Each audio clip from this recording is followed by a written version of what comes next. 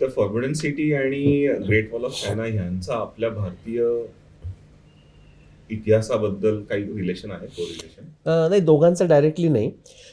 पण जे कल्चर आहे ना, म्हणजे फॉर्बिडन सिटीचं कल्चर घ्या किंवा फक्त चायना नाही, कोरिया आणि पुढे जपान, ह्याच्यावर भारतीय संस्कृतीचा एवढा मोठा प्रभाव आहे.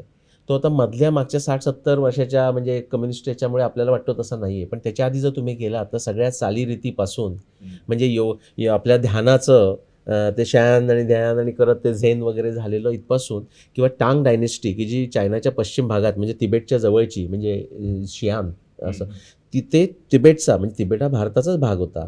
तिथून तो शियांवर इफेक्ट आणि ते कल्चरचा पुढे चायना, कोरिया, जपानवर इफेक्ट झालेला आहे. म्हणजे आपल्याकडे हनुमान आहे त्यांच्याकडे. हनुमानाला त्यांनी स्त्री पण करून टाकलेलं आहे. म्हणजे स्त्री रूपाचं हनुमान वगैरे. सरस्वती, गणेश हे सगळे तुम्हाला जपानमध्ये मिळतातच, पण ते कोरियातनं गेलेले आहेत मधून. खूप इफेक्ट आहे. दोन्हीकडे आहे. चहाचा सुद्धा भारतातून दोन्हीकडे झालेला इफेक्ट आहे. म्हणजे तुम्हाला चहाला काय म्हणतात माहिती आहे ना? चिया. आणि मग तो ओचा जपानमध्ये गेलात तर. आणि तोच आसाममध्ये थांग म्हणतात. तिथून ते टिएन आणि तिसेन करून ते फ्रान्समध्ये गेलेले.